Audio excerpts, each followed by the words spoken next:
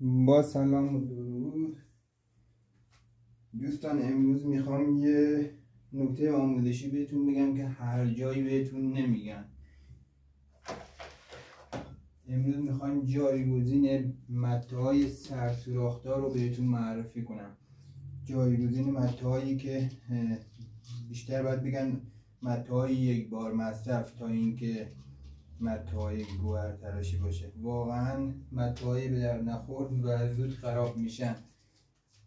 من یه دونه نمونهش بهتون نشون بدم. ببینید اینا متاهای سرسوراخدار هستن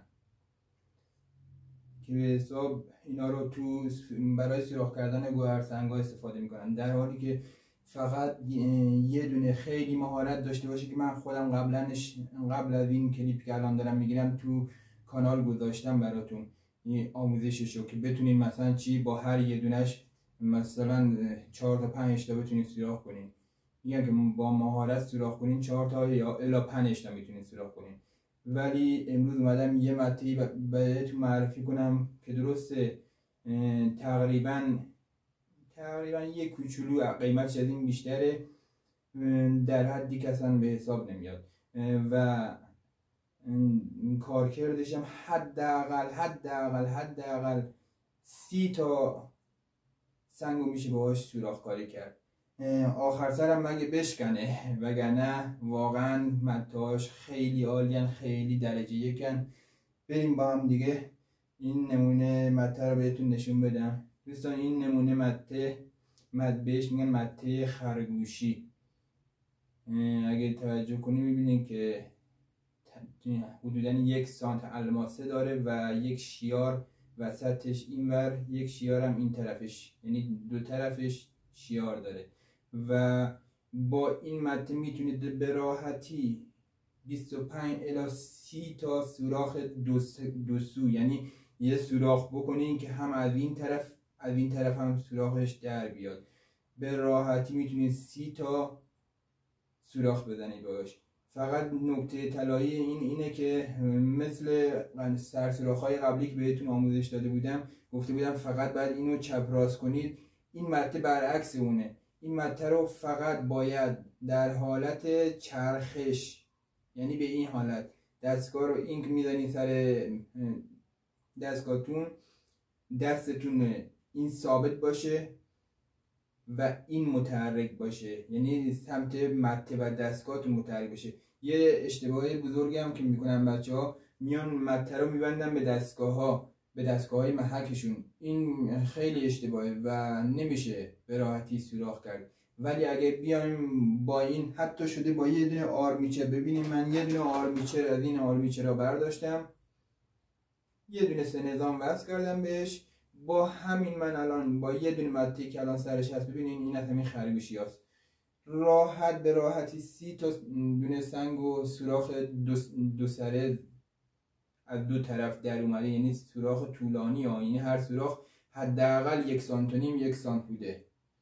به راحتی 25 تا 30 تا. من الان خواستم بذارم واسهتون آموزش کامل، گفتم طولانی میشه دیگه، حالا باشه واسه بعداً میگم براتون یه دونه کاملشو. حالا الان فقط اومدم توضیح بدم که اونایی که دارن هزینه میکنن، هزینه‌های اضافه میکنن بابت متا و اینجور چیزای الکی، که واقعا من که آزمون خطا کردم دیدم اینجور چیزی واقعا به صلاح کسیه که داره تراشکاری میکنه یا سوراخ‌کاری میکنه. میام به رایگان به شما میگم دوست دارم حمایتم کنید بچه‌ها تا نکات بهتر و بیشتری رو براتون بذارم داخل کانال.